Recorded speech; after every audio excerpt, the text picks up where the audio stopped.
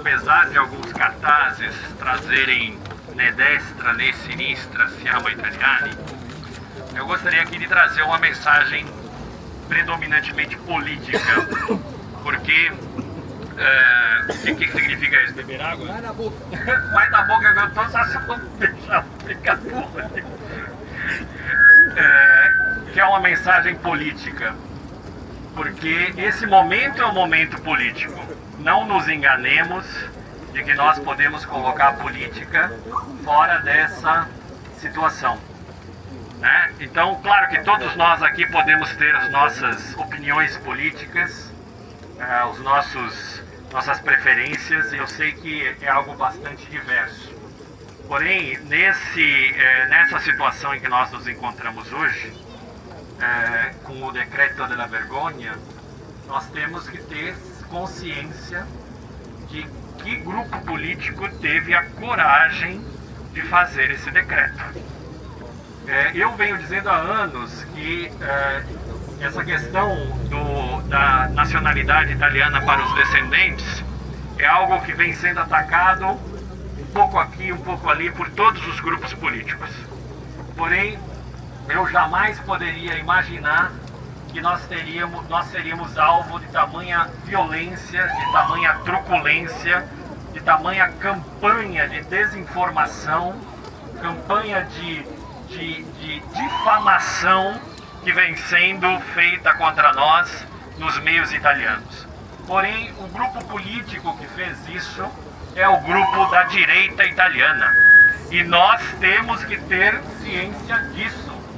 Não nos enganemos. Certo? Bravo, Daniel! Eu particularmente não me considero nem de direita, nem de esquerda, e quem me conhece sabe disso, mas é importante que nós tenhamos consciência disso, porque em breve o decreto-lei, o decreto da vergonha vai ser votado no parlamento, e nós vamos acompanhar muito bem o voto de cada partido. Vamos acompanhar o voto do Forza Itália, que deve ser em bloco favorável, e depois nós vamos cobrar das pessoas que representam o Forza Itália no Brasil, na Argentina e etc. O voto do Fratelli d'Italia, da primeira-ministra que assinou o decreto, portanto direta responsável. Não me venham dizer que ela não sabia do que estava assinando. Ela é muito inteligente e ela sabe o que ela estava assinando, tá? Então, vamos cobrar de quem aparecer depois na eleição sob as cores do Fratelli d'Italia, e depois a Lega, que até agora ninguém sabe exatamente como vai votar, uns sim, outros não, mas vamos ver a maioria do partido da Lega como vai votar. Por quê? Porque daqui a 2, 3 anos nós teremos com certeza 2 representantes da Lega que vão aparecer na eleição.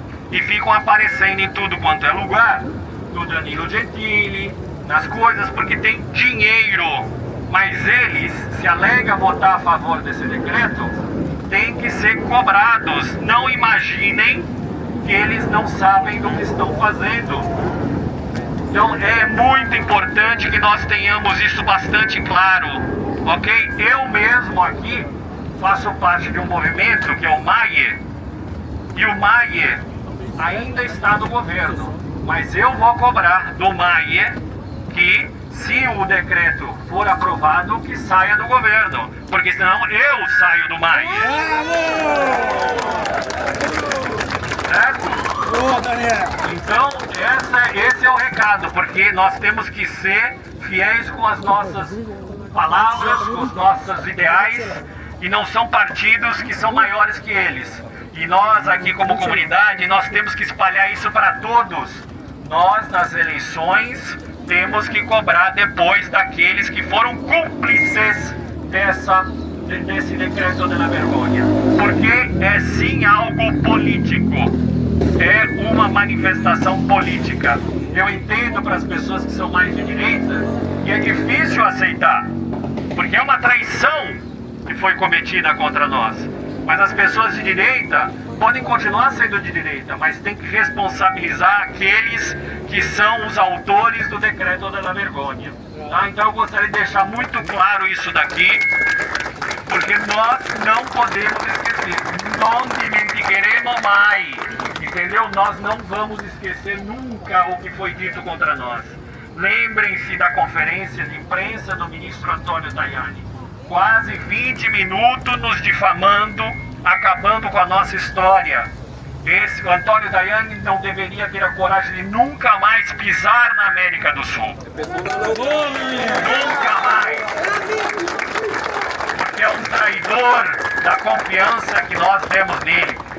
Ele é ministro das Relações Exteriores e é presidente do Conselho Geral dos Italianos do Exterior e nunca consultou o próprio órgão do qual ele é presidente para o decreto da vergonha. Porque esse decreto, além de tudo, é um decreto autoritário, totalitário, feito do dia para a noite, feito de repente, é a guilhotina, é a armadilha e a guilhotina. Primeiro te pega, depois te corta a cabeça. Então nós temos que ter noção desse ato totalitário. E aqui nós cantamos agora há pouco a canção Bella Ciao. A Bella Ciao marca a luta dos partisans, dos partigiani, contra um governo autoritário.